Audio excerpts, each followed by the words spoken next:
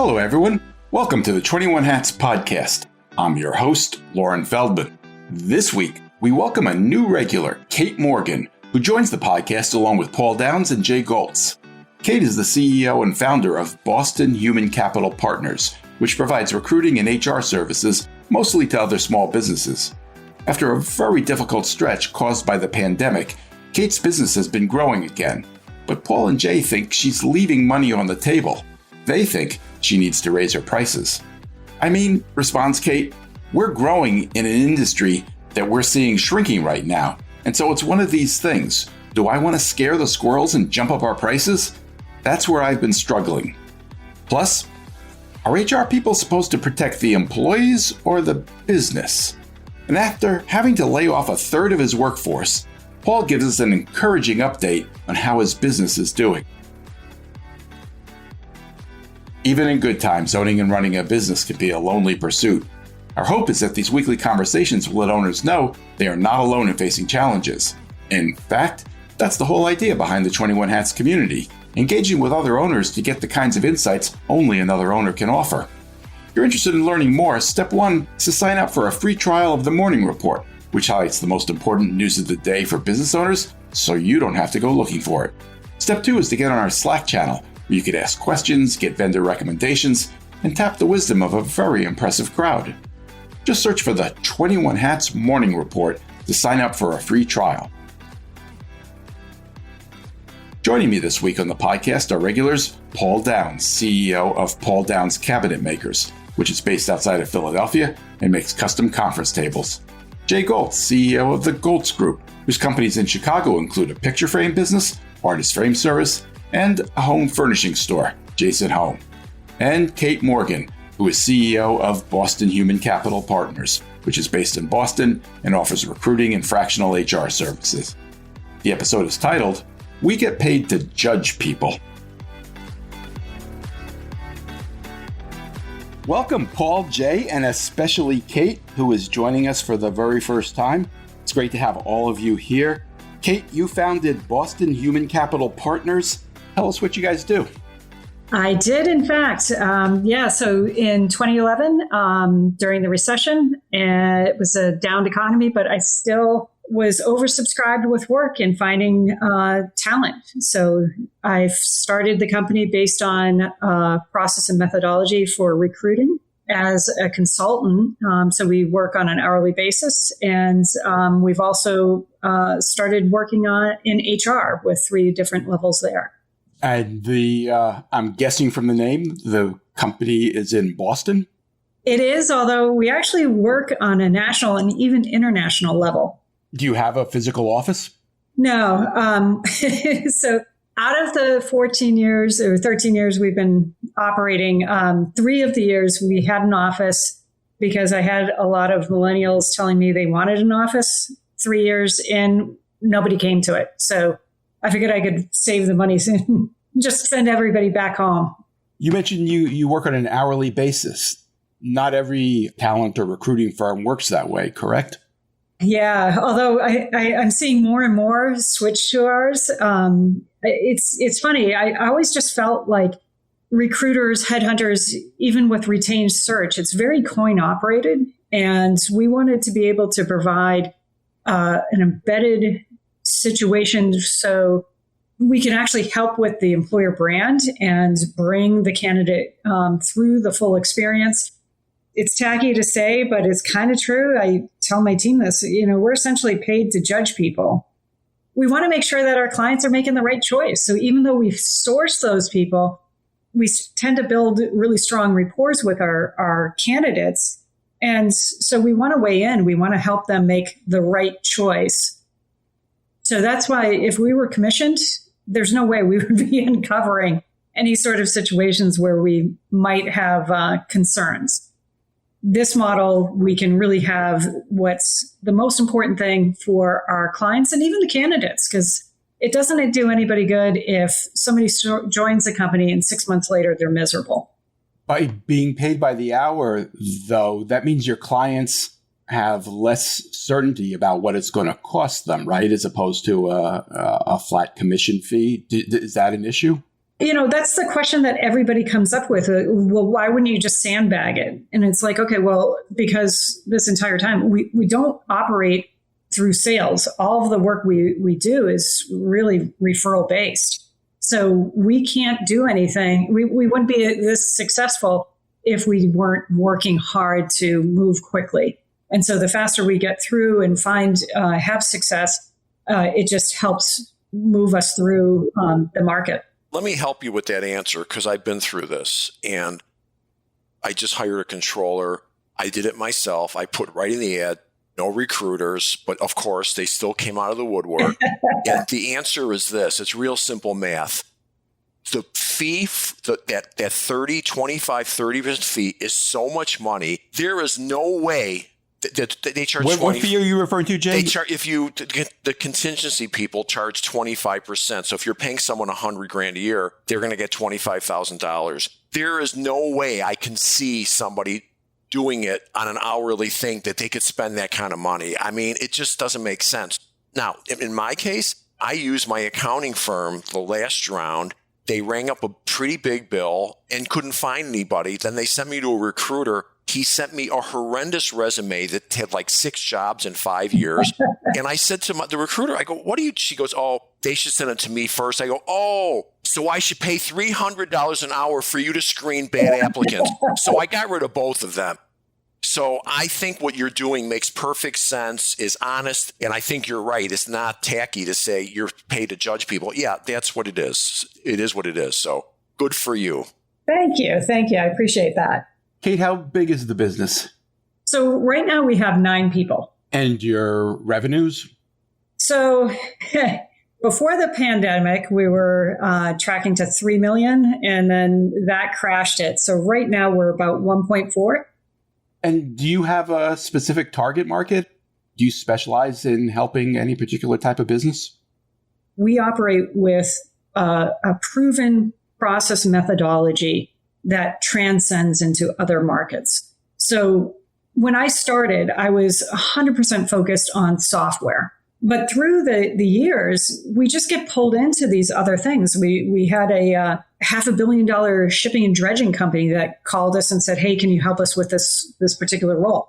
And we're now doing a bunch of work in life science, med device, but even the no tech, low tech, it could be accountants, like you had mentioned there, as well as even landscapers. A lot of the skilled trades too are really having a difficult time finding talent. So we're happy to help. You've made a couple of references to your methodology. Can you tell us about it? Yeah. So I've been in the talent acquisition space for a very long time. I'm on the wrong side of 50, so I never like to bring the actual number in. But join the club. Yeah. So there was a moment in time where actually I broke away for almost 4 years, and I did enterprise class sales. And when I went to sales, I ended up learning a lot about how to run a highly effective sales pipeline and how to really manage it. And what I found with the enterprise sale is it's very long. It takes 18 months, in some instances, to close a $250,000 deal. Well, if you take that same blueprint and you kind of tweak it a little bit to fit for an individual, it's the same process. So we're still going through figuring out exactly what their pain points are, how to get them really engaged. And that starts even with the prospecting, how we effectively prospect, because it's all of this narrative that people don't take jobs, they take companies. So in order to get them to talk to us, we really have to put that concept in front of us. So that's how we have been so successful in all of our searches. Including this year, obviously, there's been a lot going on, a lot of uncertainty. A lot of people have talked even on this podcast about holding back on investments and not looking to hire, if anything, looking to unhire. How has that affected you? Well, I mean, my exhilarating panic attack actually happened January 2023. because I do actually believe that if you're in the hiring space, we tend to be like the barometers. And so big tech actually got hit October 2022. By January, I was like, oh my God, things were just coming off the rails.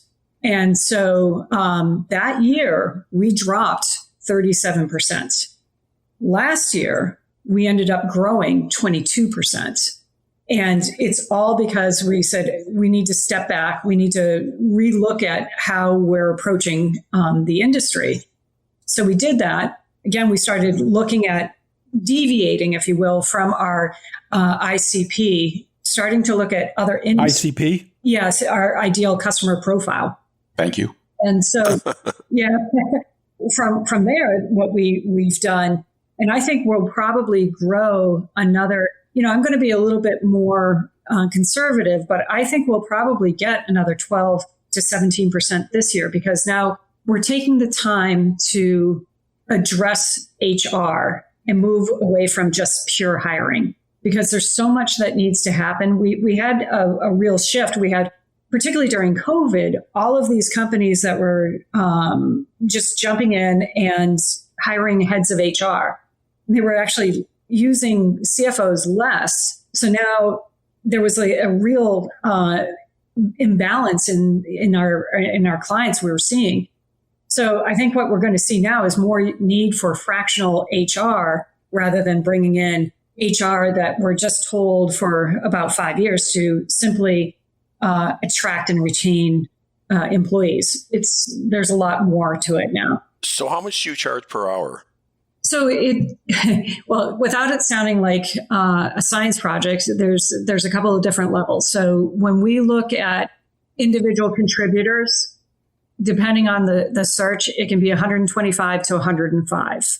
And then we say for each position, it's about 15 hours a week.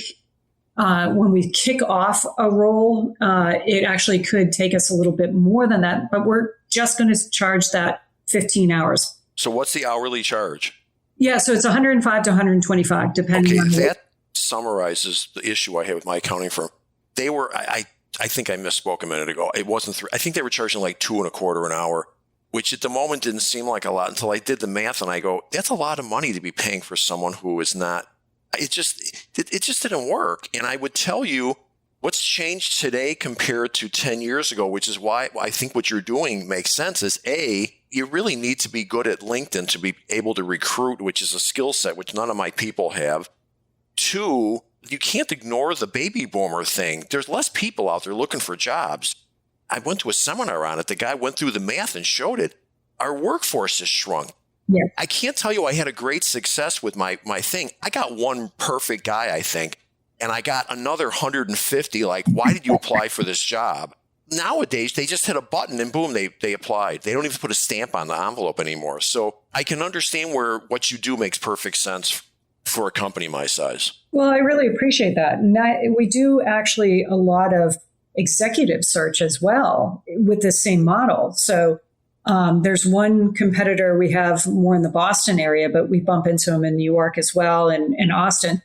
And I found out that for their retained search, it's $130,000 for the executive search. I charge $225 an hour when it's an executive search, but we're still coming remarkably lower than that. And people are actually feeling like they have a true partner as opposed to somebody that's just trying to slam bodies into seats. A little bit more information on the executive search front is industry averages show that for an executive search, it takes about 4 to 5 months to find that person. We're typically half that time. I got a question for you. So you said, I thought I heard 1.4 million in revenues? Yes. And 9 people? 9 this year, yes. Is that 9 full-time? No. The HR folks right now are more on a fractional basis to us. How many full-time equivalents? And it's the 6 beyond that. Okay. Because the ratio of revenues per person is on the low side, particularly if it's 9 into 1.4 million.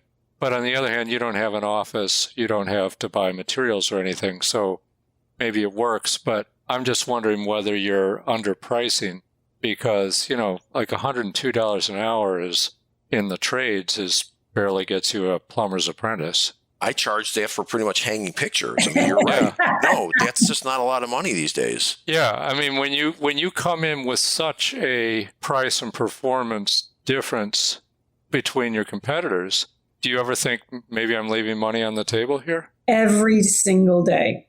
But if you would have told me 150, I would have thought, oh, that's a really good price. Yeah. Because I'm telling you, I just paid 2.25 and got terrible results. Yeah. No.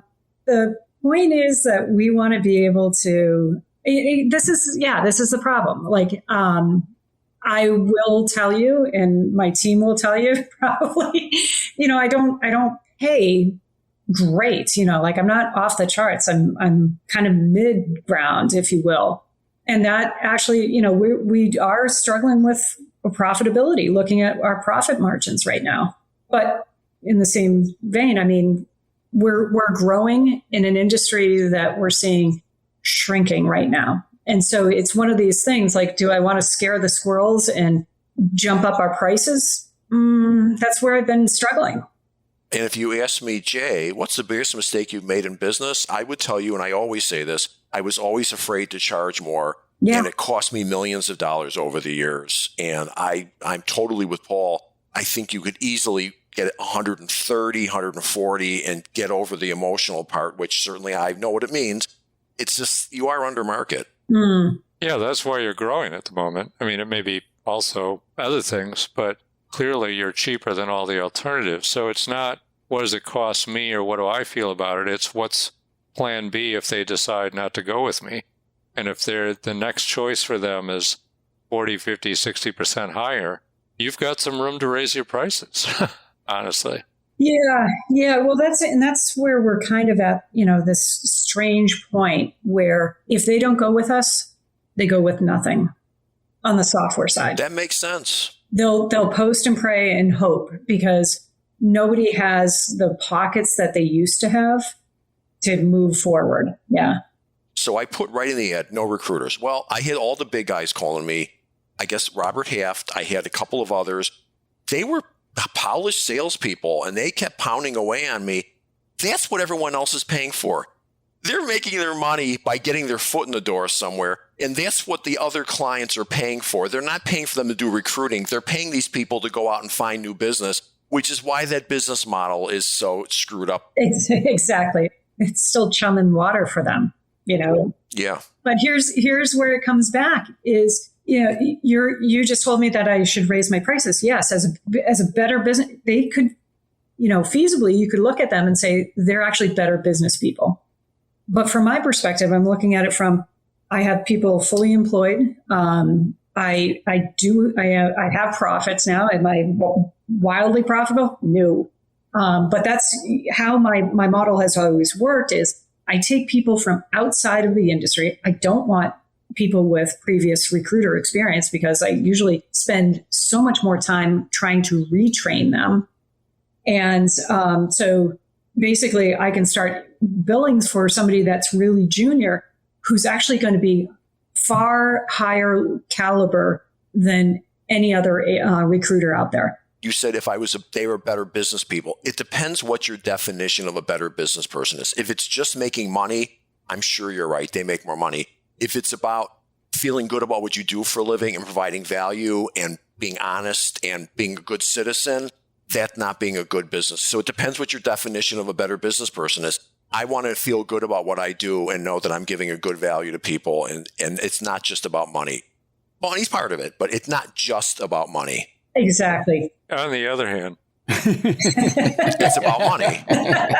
If you can get more money, you can do all the things that you're doing now, except better. You can pay your people a little better. You can absolutely reward them when they do a good job. That was not an argument not to raise prices, right? No, Jay? not at all. No, we're on the same page. I think you can do both. Okay, but I've heard the rationale and I've lived the rationale of I'm doing the best thing for my people, myself, and I'm honest, blah, blah, blah, blah, blah. And that is self-delusion, that it's an excuse to not take a hard look at what you're trying to accomplish and to just get your head around the idea that if you can get more money in the door for the same amount of stuff, everybody's going to be better off.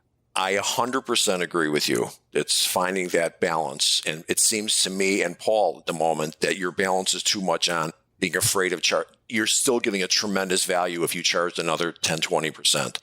Yeah, I mean, what were you at 102, you said? No, 105 for 105, okay. No, 105, yeah. So you go from 105 to 109. You just raised your pricing by 4%. Nobody's going to notice that. So you could probably go to 120 at your low end, and then whatever you said, 120, go to 140, and everybody will be happier, and your clients will not. They're either going to go with you or they're not going to go with you, but the difference in money between those two price points is not as big a deal to them as it is to you. And I would add, it's price elasticity. I would never say you won't lose some. You will lose some business, but the point is you won't lose enough business to negate the price increase. It's simple math. If you raise your prices 20% and you lose 10% of the business, you're still way ahead of the game. So yeah, one of the challenges that we just recently had, we were, talking to somebody, and they were actually a head of HR, and somebody on my team was saying that they were like, yeah, no, we're just going to go with a independent contract recruiter. Because we know that person's work and we can get them for $50 or $60. So we do have, particularly in the software space, a little bit of a challenge here because that's what we're contending with. We don't have a lot of competitors that are doing what I have done and successfully still executing on that. So that's a little bit of the rub where I'm kind of like every day I'm like, do we do this? Do we raise the price? What do we do?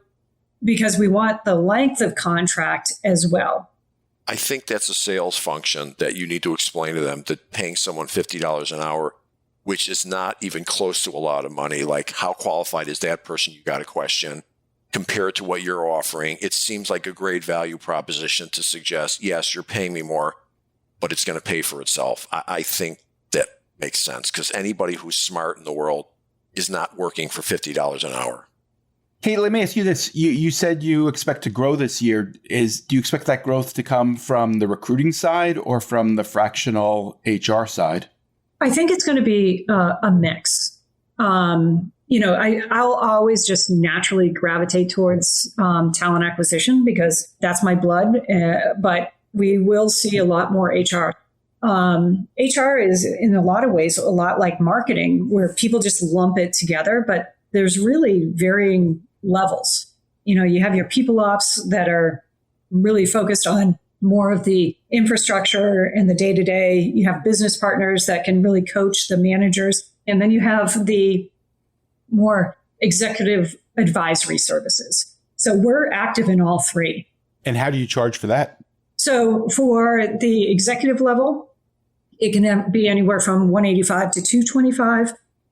The business partner tends to be about more, and again, it really depends on the type of client. No tech, low tech is going to be lower, but so that's usually $95 to $105. And then people ops is about the same as well. A huge problem in business is that most businesses, by far, when I say most, meaning 90%, don't have an HR person. They're not big enough to justify having an HR person. And the boss is doing it, and the boss probably has no background whatsoever in it.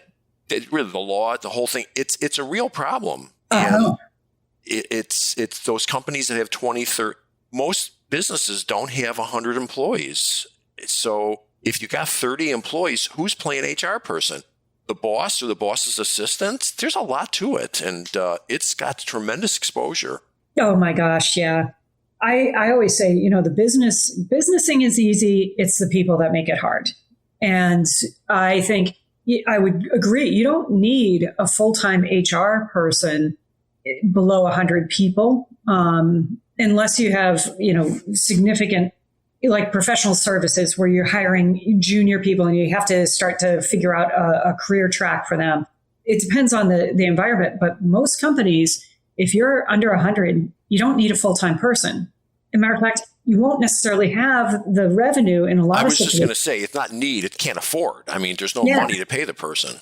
Exactly. Or if they're going to bring in any like big programs that are going to cost a lot of money, you're going to pay too much for little return. Do you have a lot of competition in that space? Are there other people offering the same service?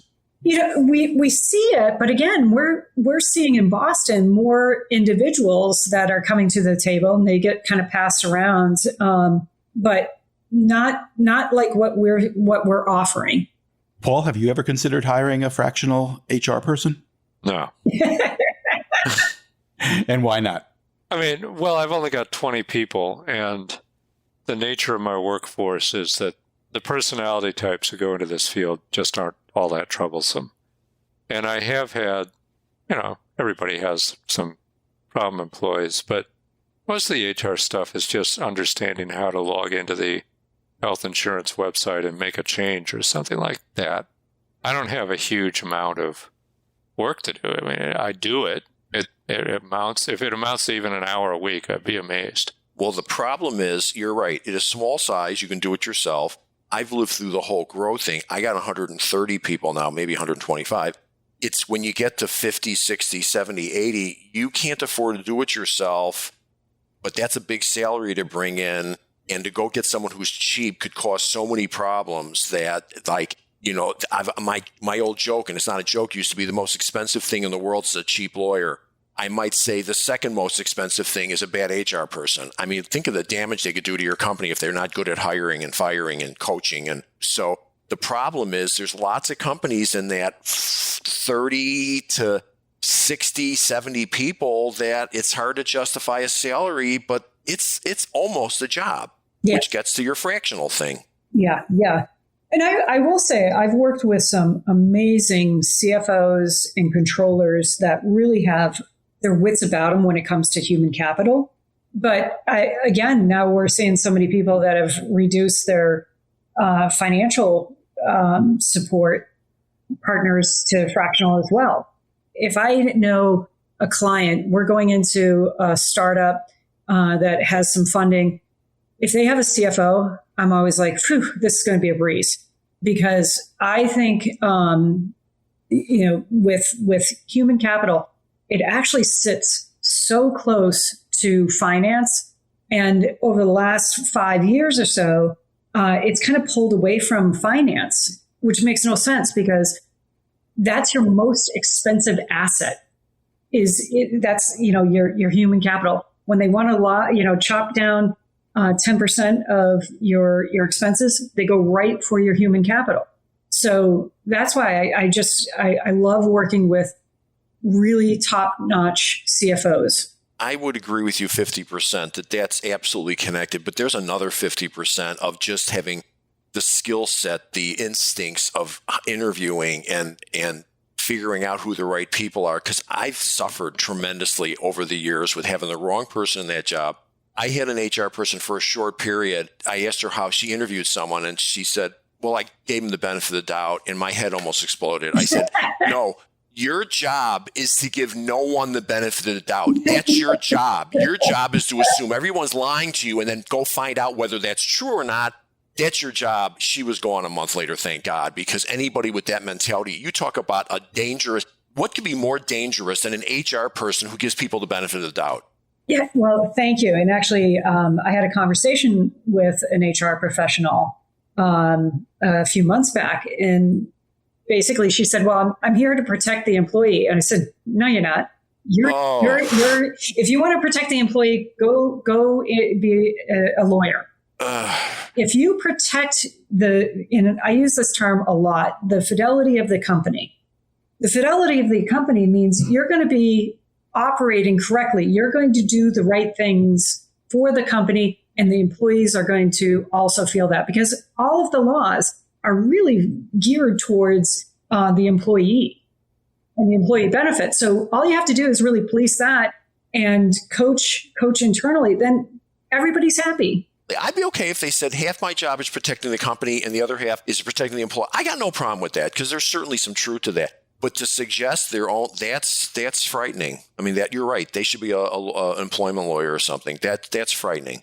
And this person, think about it. She said that out loud. You didn't read her mind. She actually said that out loud to you and thinks that's a good thing to tell somebody. We joke internally in my team, we call them Candy Dish HR because they really don't know what their true place is in their company. I love, and I can spot them a mile away when I have a Candy Dish HR person versus a true business partner. So what do you think? I have my own number in my head. You want to hire a competent HR person that takes care of all the details, doesn't make mistakes, is got a good instinct for interviewing. What does that job pay in Boston dollars? In Boston, yeah, you're probably talking about, and if we're in the software high tech, you're probably talking about $250. Oh my God. Okay. Well, forget software for the moment. I was going to say $125 for a normal business that's not high tech. Jay's in Chicago, Kate. Yeah. But Chicago should be similar to Boston, I would think. Yeah. Well, when we get away from the high tech, I have a woman on my team, Manuela. She's really an ace. She just joined us, but I brought her on specifically to work with a client out in Western Mass. In Western Mass, the compensation is about 20% less. It's a non-tech.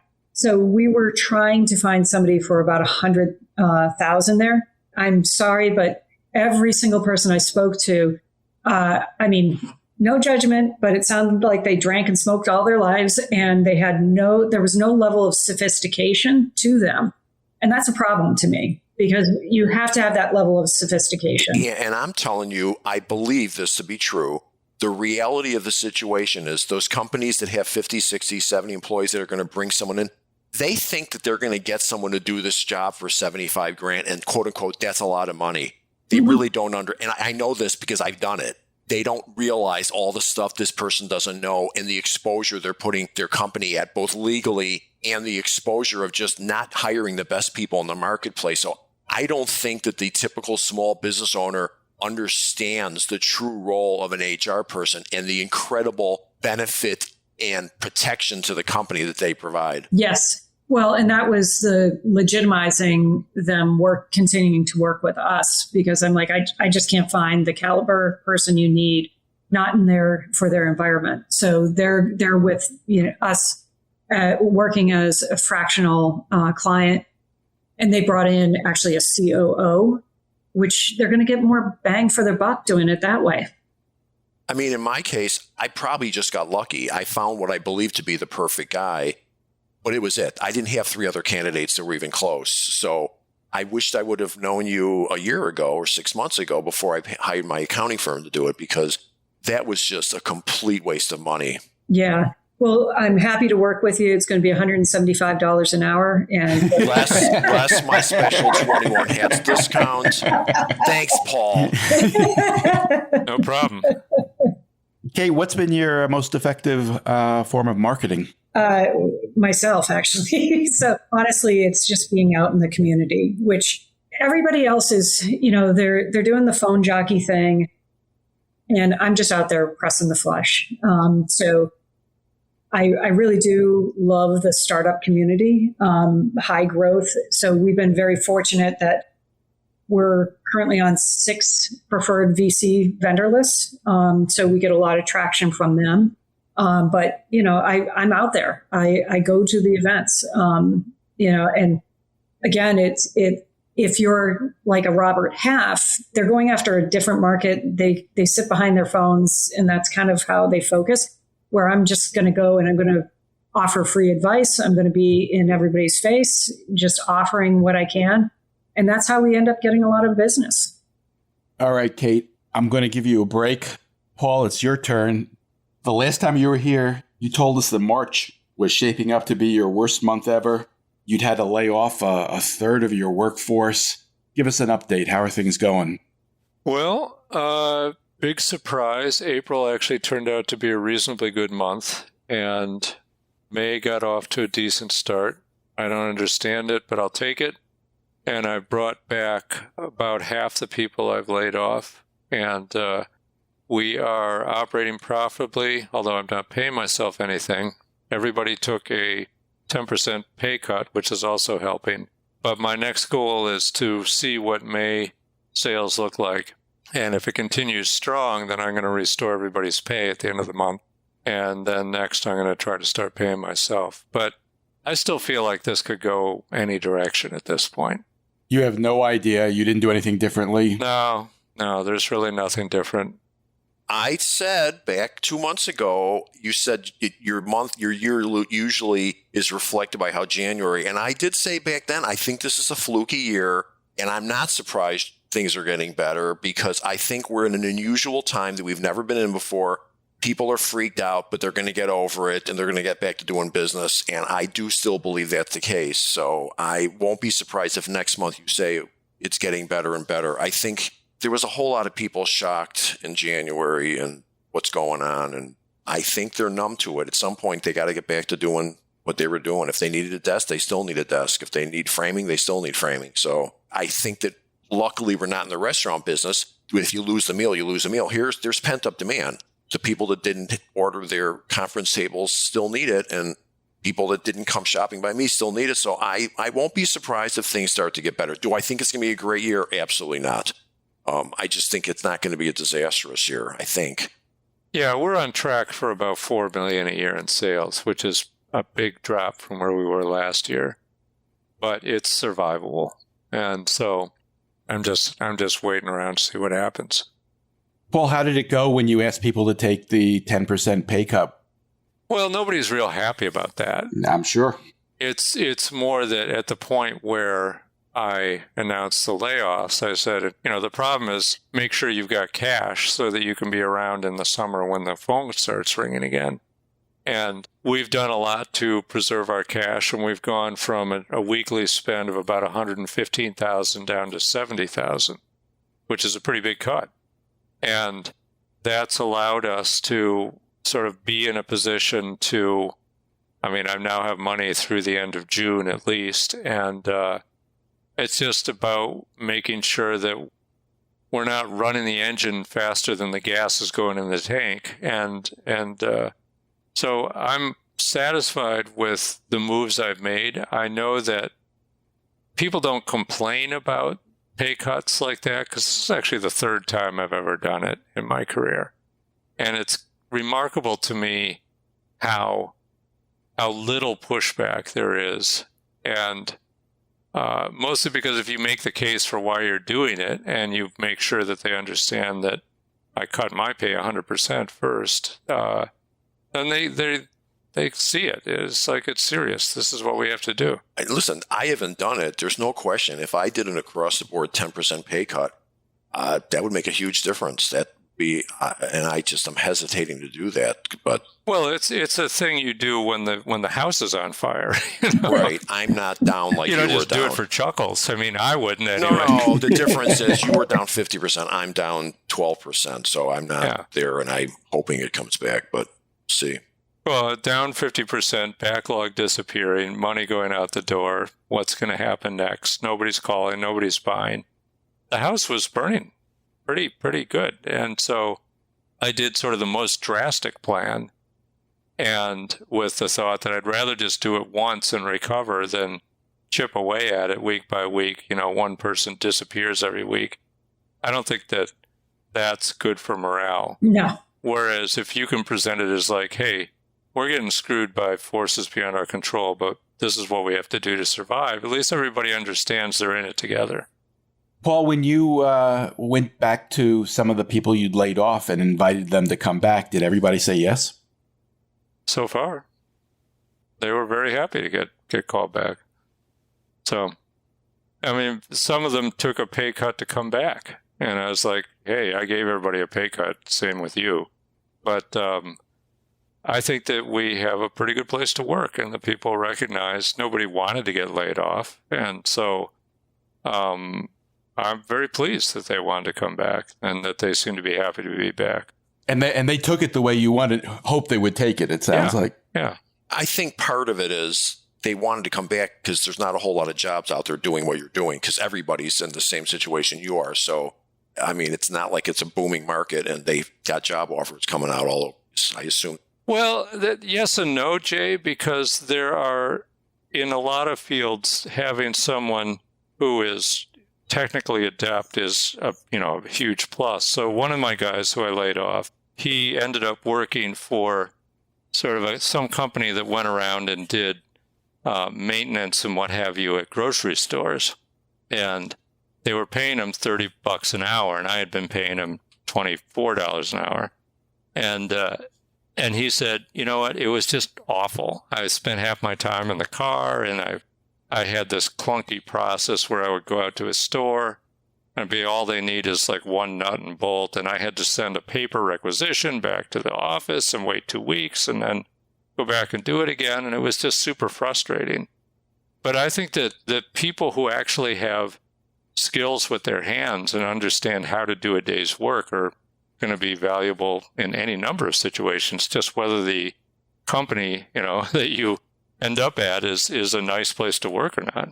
I laid off someone a few years ago, and he had done several different jobs, and we ended up needing him back, and he was happy to come back. So I 100% understand what you're saying. The fact is, I believe you and I run nice places to work, and there's a whole lot of places out there that aren't so nice. And this guy had worked at them and was thrilled to be able to come back. So, yeah, it doesn't surprise me everybody came back. Kate, have you been spending more time helping people lay off employees or hire up employees? Fortunately, we're more seen on the growth side than the helping to, off-board people. But we get the candidates calling us afterwards. But it really is a testament to both of you to be able to say, hey, would you like to come back? And they're eagerly coming back. Because, if you're in the skilled trades, you can find opportunities. So, I think it speaks volumes to how you treat your people. Well, that's one of the reasons why you should change your prices, so you could treat your people a little better. Well, that's the problem. The problem now is, I have people that have worked for me one gentleman has worked for me for 13 years. So I have long-standing employees. I run open books with my team, so they know exactly where everything is. Is basically I'm showing them the numbers, and I said, here's the problem: you guys are really good to me, and you stay here. It actually is what kills our profitability, because I need to pay you as well. So the whole point is that as we can move forward and hire very junior people who don't really have a career compass, we can give them that. Yeah, that's the conundrum I'm in. Do you think you're paying yourself what you're worth? Myself? Yeah. Yeah. I think, well, it's sort of like the basis of, I think what people are paid in this industry is kind of ridiculous. Somebody was just telling me they paid a contract recruiter during the heyday $185 an hour. And I'm like, that's just nuts. It's just nuts. I don't want my team to be viewed as simply overhead. And that's the problem. Like if they have to throw the brakes on hard. Well, interestingly enough, though, you say that's nuts, which certainly sounds to me too, but it obviously worked for the company. It shows you how much money they were making.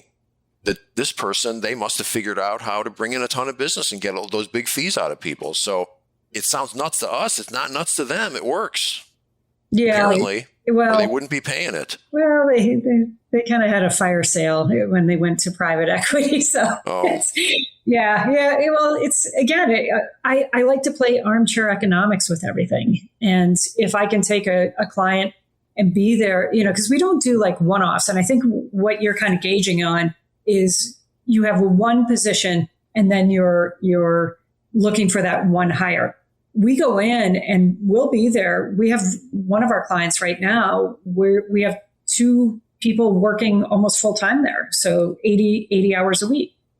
As we've been talking, I'm like, well, maybe when we do have those one-offs, that's where we jack up the price, which is exactly how we came to the $225 for executive search and a minimum spend on that. So I really appreciate the food for thought on this. Kate, I hope we haven't scared you away. No, not at all. We just doubled her income. What are you talking about? No, it's greatly appreciated. All right. My thanks to Paul Downs, Jay Goltz, and Kate Morgan, who will be coming back. Thanks for sharing, everybody. One thing before you go.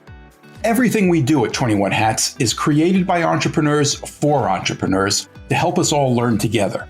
If you get something out of listening to these podcast episodes, consider joining the conversation. You can do that by joining the 21 Hats Sounding Board, a Slack channel where you can tap the wisdom of a very smart crowd, or by becoming a founding member and joining our monthly Zoom forum, where you can be part of conversations much like the ones we have on the podcast. You can sign up for both by subscribing to the Morning Report. If you have any questions, you can email me at lauren@21hats.com. And if you get something out of this podcast or out of the Morning Report, please tell a friend, tell an enemy, tell every business owner you know. Your word of mouth, owner to owner, will always be the most effective way to build this community for all of us. Thank you. It means a lot. This episode was produced by another entrepreneur, Jess Stuberon, founder of Blank Word Productions. Thanks for listening, everyone.